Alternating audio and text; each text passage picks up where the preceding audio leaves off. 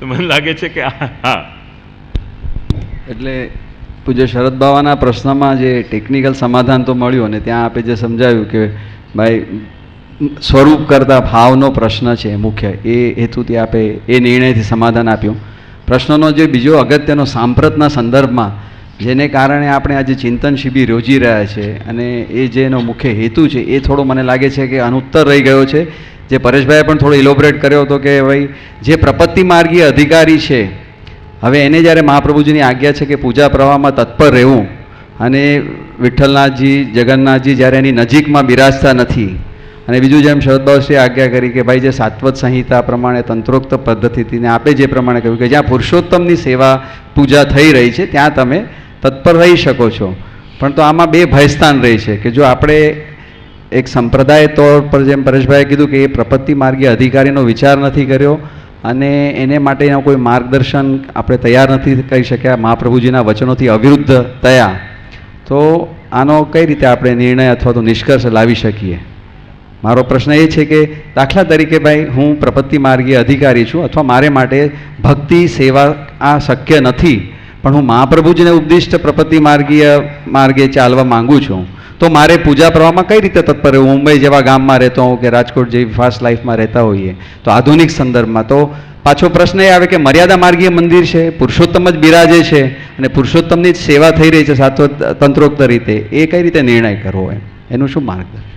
એક મિનિટ એટલે જે હિતેનભાઈ કહી રહ્યા છે ને એની અંદર આપણે મહાપ્રભુજીના જે ઉપદેશો છે એને ગોપીનાથજી સુધી આપણે એક્સટેન્ડ કરીએ તો ગોપીનાથજીએ દાસ્યમ તદેક શરણમ તત્પ્રસાદૈક ભોજનમ એવમ સપ્તવિધા ભક્તિ, આ એ જે આચાર્યચરણનું વચન છે એને કાંઈ એક્સપ્લેન કરનારું વચન છે.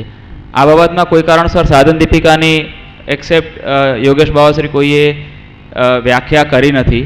તો આનો જો વિસ્તાર કરીને આ ડાયરેક્શનમાં આપણે વિચાર કરીએ તો જે અત્યારની આપણી પ્રપત્તિ માર્ગનો અથવા કોઈ કારણસર સેવા ન નભતી હોય એનો વિચાર આ ડાયરેક્શનમાં કરવો જોઈએ. એટલે આ વિષય બધા સમજી શકે એવી રીતે થોડું તમે કહો તો વધારે ખ્યાલ. ગોપીનાથજીએ શું કીધું છે બધું જરા એટલે હિતેન્દ્રભાઈના પ્રશ્નને ફરીથી અનુવાદ કરીને. હિતેનભાઈએ જે કહ્યું ને એની અંદર એ રહ્યું કે આપણે અત્યારે પરિસ્થિતિ એવી થઈ છે કે સેવાનો માર્ગ કોઈ કારણસર કઠિન લાગી રહ્યો છે, અથવા સેવામાં જે રીતે કાં તો કઠિન લાગી રહ્યો છે, ઘણા બધા કારણો હોઈ શકે, આપણી વ્યાવસાયિક સમસ્યા હોઈ શકે, પારિવારિક સમસ્યા હોઈ શકે, અથવા પરિવારના જે સદસ્યો છે એમના વ્યવહાર આપણી સાથે એવા હોય એને કારણે પણ આપણને સેવામાં કઠિનતા આવી રહી છે. આ બધા કારણોને કારણે થાય છે શું કે આપણને અભાવ આવી જાય છે. એમ થાય છે કે આ સેવાનો આ માર્ગ છે, અથવા મહાપ્રભુજી જે કાંઈ કહી રહ્યા છે એમાં આપણને ધીરે ધીરે અશક્યનો ઉપદેશ લાગી રહ્યો છે. કોઈ ડૉક્ટર આપણને કોઈ દવા આપી રહ્યો હોય અને એની અંદર આપણને ડૉક્ટરમાં શ્રદ્ધા પેદા ન થાય, અને એ શ્રદ્ધા પેદા ન થાય તો છેલ્લે શું થાય કે એ રોગ દૂર ન થાય. આવા અશક્ય ઉપદેશને કારણે ધીરે ધીરે આપણે એમાંથી વિમુખ થઈ રહ્યા છે. શરદ બાવાશ્રીએ આ પ્રશ્નને છેડ્યો અને હિતેનભાઈ એની જે કન્ટિન્યુટીમાં વાત કરી એમાં આપણે એવો વિચાર કર્યો છે કે આપણે કોઈ કારણસર જો સેવા ન નભતી હોય તો આપણે પ્રપત્તિ માર્ગનો અનુસરણ કરવું જોઈએ. પ્રપત્તિ માર્ગ એટલે શું? એટલે પ્રપત્તિ માર્ગની અંદર જે ડિટેલ તો બહુ મને હું વિસ્તાર કરી શકું એમ નથી, પણ જે અહીંયા આપણે આ જે પુષ્ટિશરણના તમારી પાસે જો ચિંતનની પુસ્તિકા હોય એટલે અષ્ટાક્ષર દીક્ષા લીધી, અષ્ટાક્ષર દીક્ષા લીધા પછી એને જે કંઈ વિધિ નિષેધ કહેલા છે એનું અનુસરણ એણે કરવું જોઈએ. અને એ અનુસરણ કર્યા પછી પણ એટલેથી જ એને અટકવું ન જોઈએ, એમાં પણ રહી શકે છે, શરણાગત તરીકે પણ રહી શકે છે. ભવિષ્યમાં એને ભક્તિ એટલે કે ગદ્ય મંત્રની દીક્ષા આપણે ત્યાં જઈને બ્રહ્મસમાનની દીક્ષા લેવી હોય તો એમાં પણ એ પોતે પ્રવૃત્ત થઈ શકે છે. કોઈ કારણોસર આપણે ત્યાં આબડછેડ એટલે શરણાગતિ સાથે પણ આબડછેડનો વ્યવહાર થઈ ગયો છે એવું ન વિચારી અને પ્રપત્તિ માર્ગ જે આચાર્યચરણ સમજાવી રહ્યા છે અને જે ગોપીનાથજી કહી રહ્યા છે, ગોપીનાથજી એમ કહી રહ્યા છે કે આપણે ત્યાં જે નવધા ભક્તિનો પ્રકાર છે, દાસ્ય સખ્ય અર્ચનમ શ્રવણમ કીર્તનમ સ્મરણ, એટલે શ્રવણ કરવું, અર્ચન કરવું, કીર્તન કરવું, સ્મરણ કરવું, વંદન કરવું, પાદ સેવન, આ જે નવદા ભક્તિના 2 અંગ છોડીને, એટલે કે આત્મનિવેદનનો અને સખ્યનો આ 2 અંગ છોડીને આ જે 7 પ્રકારની ભક્તિ છે, આપણે જાતે શ્રવણ પણ કરી શકીએ છીએ, કીર્તન પણ કરી શકીએ છીએ, સ્મરણ પણ કરી શકીએ છીએ, અર્ચન, વંદન અને પાદ સેવન. જાતે શ્રવણ કેવી રીતે કરી શકીએ? જાતે શ્રવણની અંદર ઘણી બધી પદ્ધતિઓ છે. કાં તો આપણે જાતે શ્રવણ એવી રીતે થઈ શકે કે આચાર્યચરણના જે ગ્રંથો અત્યારે ઉપલબ્ધ છે એનો પોતે આપણે વિચાર કરી શકીએ, એને પણ શ્રવણ કહી શકીએ આપણે. જો ઉપદેશની મુદ્રામાં વિચાર કરવો હોય, ભાગવતનું અવગાહન પણ આપણે જાતે કરવું જોઈએ. ભાગવત સપ્તાહમાં જઈને ભાગવતનું અવગાહન મહાપ્રભુજી તો એને માન્ય નથી કરતા. જો ભગવત લીલાના અનુસંધાનમાં આપણે જો એનો વિચાર કરતા હોઈએ કે શ્રવણનો, તો એને આપણે ભાગવતનું અનુસંધાન, કારણ કે પઠેચ્ચ નિયમમ કૃત્વા, એટલે નિત્ય નિયમપૂર્વક ભાગવતનું અનુસંધાન, ભાગવતનું પઠન કરવું જોઈએ.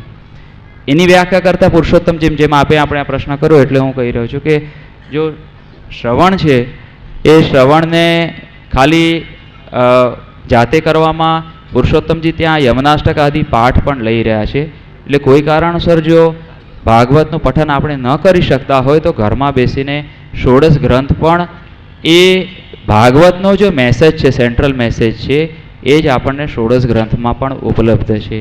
આજે આપણી પાસે એટલું બધું સાહિત્ય ઉપલબ્ધ છે ગુજરાતીમાં, વ્રજભાષામાં. જે લોકો અંગ્રેજીમાં ભણી રહ્યા છે, અંગ્રેજીઓ જે ભણી રહ્યા છે એના માટે પણ સાહિત્ય ઉપલબ્ધ છે, વેબસાઇટ ઉપલબ્ધ છે, સીડી એટલી બધી ઉપલબ્ધ છે કે મારો પોતાનો અનુભવ છે કે મેં મારા કોઈ કારણોસર સાધન દીપિકા જ્યારે કોઈ અમુક શ્લોક રહી ગયા હતા આપશ્રીની, એટલે કે યોગેશ બાવાશ્રીને જે વ્યાખ્યા કરી, અને મેં પોતે જાતે એ સાંભળ્યું, એ સીડી લઈને જ સાંભળ્યું. અને એ સીડી લઈને સાંભળ્યું ત્યારે મને એવું લાગ્યું નહીં કે હું જાતે અધ્યયન નથી કરી શકતો. તો શ્રવણ એ રીતે થઈ શકે છે. કીર્તન પણ અનેક પ્રકારે થઈ શકે છે. ભગવદ્ લીલાના સંદર્ભમાં આપણે તો કીર્તન કરી જ રહ્યા છે. જો મહાપ્રભુજીના ઉપદેશના રૂપે જો આપણે એને કીર્તન વિચારતા હોઈએ તો એ કીર્તન પણ આપણે જે કાંઈ સમજ્યા, જેમ કદાચ હાલોલમાં અથવા ભરૂચની કોઈ શિબિરમાં જે એવી આજ્ઞા કરી હતી કે ત્યાં ઇઝરાયલની અંદર એવું થયું હતું કે આખી હિબ્રુ ભાષા નષ્ટ થઈ હતી. એ હિબ્રુ ભાષાને પુનરુત્થાન એટલે ફરીવાર જીવિત કેવી રીતે કરી, તો પહેલે એમાં 4 જણા હતા. એ 4 જણાએ નક્કી કર્યું કે મેં આને મારે ફરીવાર પુનરુત્થાન કરવું છે. એ પુનરુત્થાન કરવા માટે એમણે 4 જણા ભણ્યા, એણે બીજા 4 જણને ભણાવ્યા, 4 જણાએ એના બીજા, એમ કરતાં સંખ્યા એવી થઈ ગઈ કે જે એની માતૃભાષા હતી એ માતૃભાષા પુનર્જીવિત થઈ.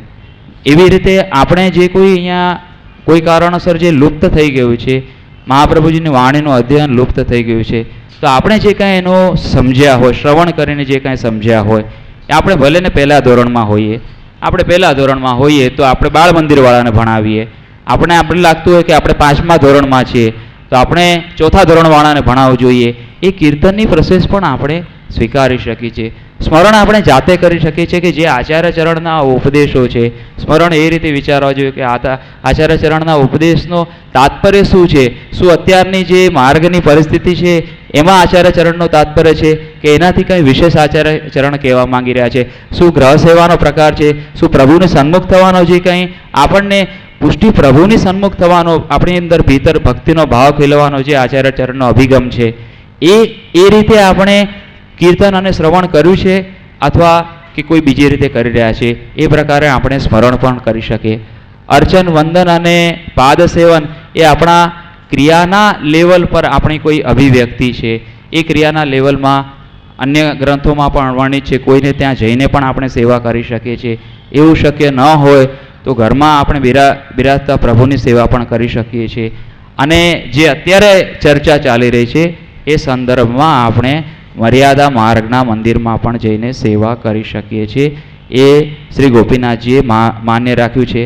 આમાં એક વસ્તુ ધ્યાન રાખવી છે, જે પુરુષો આમાં જ એક મને સ્પષ્ટતા જોઈએ છે. ગોપીનાથજીએ જે માન્ય રાખ્યું છે એને જે તમે આ કહી રહ્યા છો કે મર્યાદા માર્ગીય વૈષ્ણવ દેવાલયમાં જઈને એને પૂજન કરીએ એ સંદર્ભમાં, તો મને એમ નથી લાગતું ત્યાં. કેમ કે તત્પ્રસાદય કે ભોજનમ એ જે નિરૂપણ છે ત્યાં તો એ વસ્તુ કદાચ શક્ય ન રહી જાય. એટલે તત્પ્રસાદ કે ભોજનમમાં જે ત્યાં જઈને આપણે પ્રસાદ બી લઈ શકીએ છીએ. નહીં, ત્યાં બી છે ને પૂર્વ ભાંડાદિકમ સ્વરમ પરિત્યજ્ય ગ્રહ સેવાનો જ પ્રકાર છે આખો એટલે એ ગ્રહ પૂજા સેવાનો જ પ્રણાલી. પ્રકાર બતાવી રહ્યા છે ગોપીનાથજી. એટલે હવે સ્પેસિફિક ક્વેશ્ચન એટલો જ છે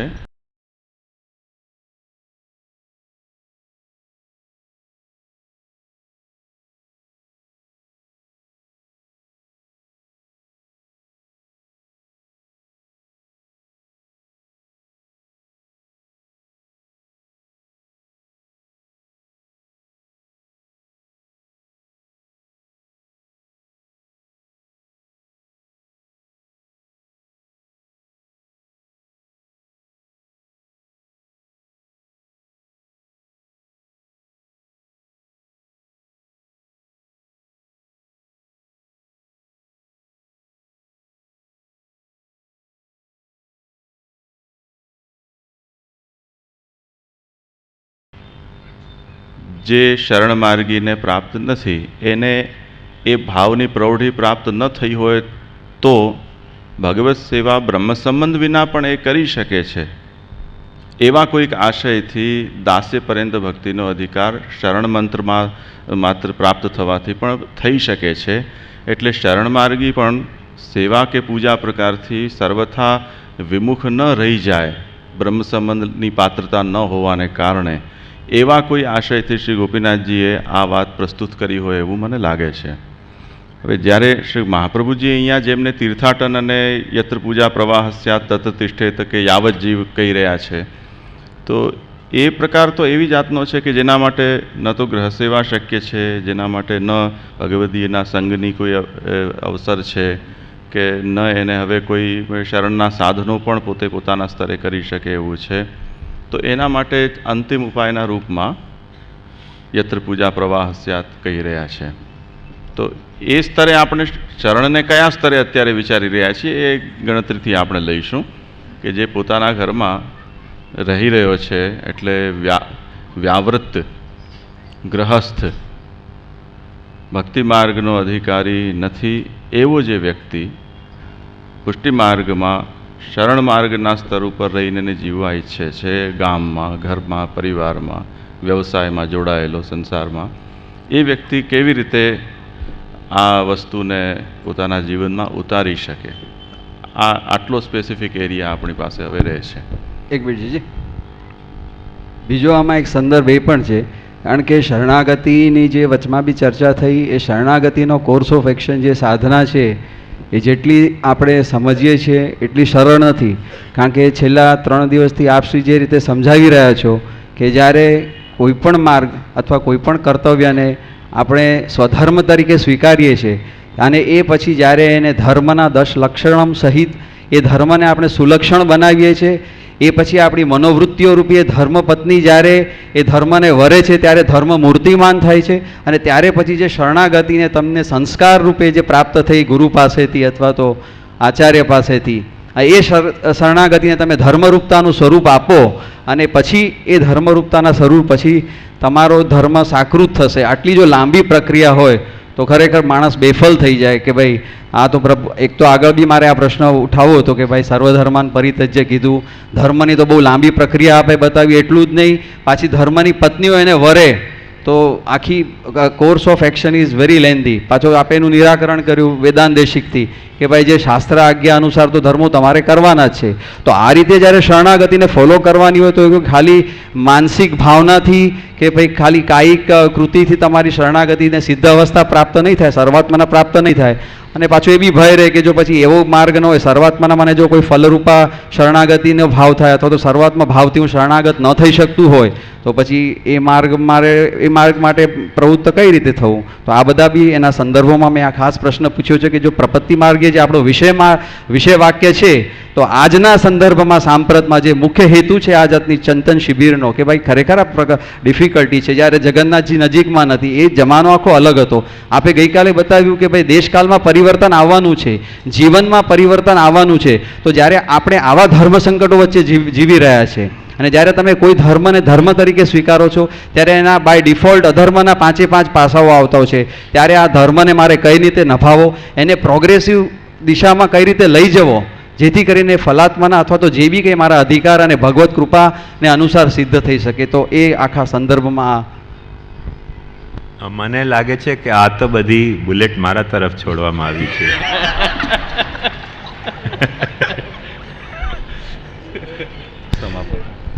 બુલેટના સંદર્ભમાં નથી જે ના પણ ના ના, સમજી ગયો હું સમજુ છું બધું. ના, પણ મને ખુશી થઈ. હા,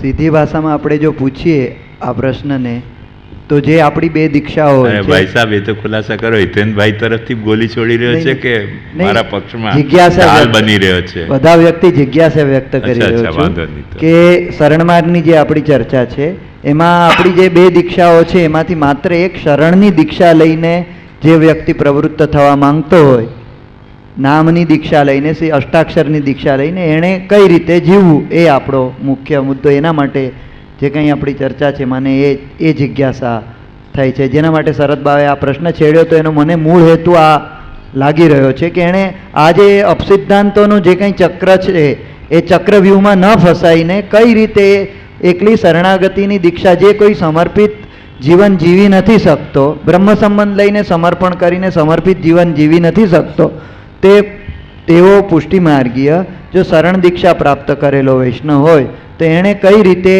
આ જીવવું, એ મને આ બધા માટે એ મુખ્ય મને લાગે છે કે એ વિચાર કરવો જોઈએ. હા, જે આ જે સરળ દીક્ષામાં સપ્તદા ભક્તિ છે એ પણ સરળ દીક્ષાના અંતર્ગત આપણે લઈ શકીએ. અત્યારના સંજોગોમાં જે અથડાય તે છે પુષ્ટિ માર્ગ, તો જ્યાં આત્મનિવેદન નભી શકતું નથી સર્વસમર્પણપૂર્વક, તો ત્યાં સપ્તદા ભક્તિનો કોઈ રોલ આપણા માર્ગમાં આવશ્યક છે એવું લાગે છે. ત્યાં અપ્રશ્નીય એવી વ્રજભક્તોની ભાવનાની, આત્મનિવેદનનો પ્રકાર, શક્ય, આ બધું નથી જળવાતું અત્યારે. સપ્તદા ભક્તિથી અત્યારે આપણે કોઈ હું પહેલા જરા હિતેનભાઈએ જે ફાયરિંગ કરી ને તેને ફેસ કરી લઉં, પછી તમારી વાતને સમજવાનો પ્રયાસ.